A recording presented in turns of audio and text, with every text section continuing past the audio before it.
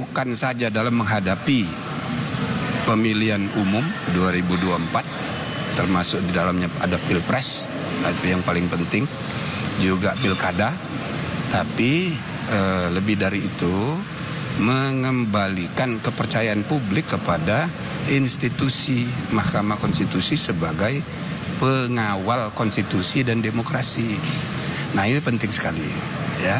Berarti MK akan permanen, Pak. Nah, yang kedua tadi sudah ditegaskan akan segera dibentuk majelis kehormatan yang bersifat permanen.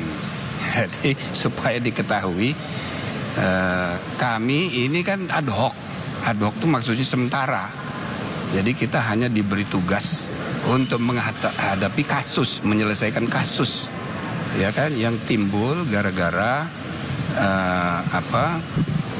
putusan MK yang berkaitan dengan undang-undang, ya, terkait dengan persyaratan usia, batas usia capres. Ya kan, kasusnya cuma itu. Nah, sekarang alhamdulillah walaupun dikasih tugas 30 hari, kami sudah selesaikan dalam waktu 2 minggu. Dah beres. Dan sekarang sudah ditindaklanjuti, sekarang sudah pengucapan sumpah. Berarti tugas kami sudah selesai. Gitu. Nah, jadi kalau masih ada yang melapor terkait dengan kasus ini, ya itu sudah selesai. Kami sudah tutup buku. Kita udah kasih waktu paling telat hari Sabtu yang lalu. Nah, Selasa sudah kami umumkan putusannya.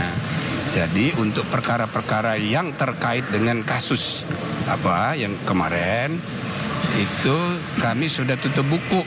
MK ini sudah selesai kerja. Jadi tidak perlu melayani lagi, dan saya sudah minta sekretariat untuk menjawab bahwa itu sudah selesai. Tidak perlu dilanjutkan laporan yang terkait dengan kasus yang kemarin. Kalau ada kasus-kasus baru, perkara baru, ya, laporan-laporan baru berhubungan dengan kasus lain, saya persilahkan. MK yang akan datang tentu akan meresponnya, tapi tunggu MK permanen dulu. Kalau sekarang ini, ya, udah selesai tugas MK yang sifatnya ad hoc. Nah, yang terakhir, Pak Prof Jimli, terkait Bapak terakhir, kalau ada kaitannya dengan laporan mengenai putusan MK, nah itu tidak ada forumnya sudah selesai, tidak ada forum lain yang bisa menilainya. Tidak ke pengadilan tun, tidak pengadilan negeri, peradilan pidana, yang mereka itu kan peradilan hukum. Begitu juga tidak ke peradilan agama, karena mereka menilai dari segi hukum. Sedangkan MK menilai dari segi etika. Jadi nggak ada hubungan. Sesuatu yang melanggar hukum bisa aja, tapi itu beda dengan yang melanggar etika. Jadi sesuatu yang melanggar etik belum tentu, ya, melanggar hukum. Gitu loh. Kalau dia melanggar hukum, tentu, ya, bisa disebut melanggar etik juga. Tapi yang kita nilai hanya pelanggaran etika. Tidak ada hubungan dengan hukum. Jadi peradilan hukum tidak berhak menilainya. Dia kan menilai dari segi hukum. Jadi tidak ada lagi forum yang bisa mengadili putusan MK.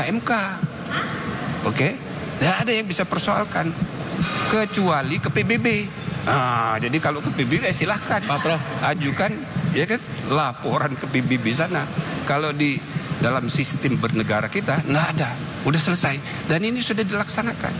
Jadi nggak usah ditanggapi.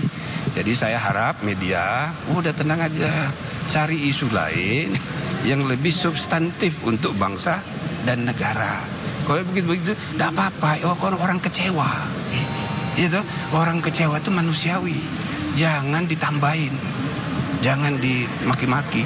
Orang kecewa berhak mengekspresikan kekecewaannya, gitu loh. Jadi nggak usah marah-marah. Tapi Anda sebagai media nggak usah juga terlalu sibuk gitu. Yang lain urus yang lain aja, banyak. Ya gitu ya. Cukup. Terima kasih. Mega memuji MK bagaimana? Ya, alhamdulillah semua.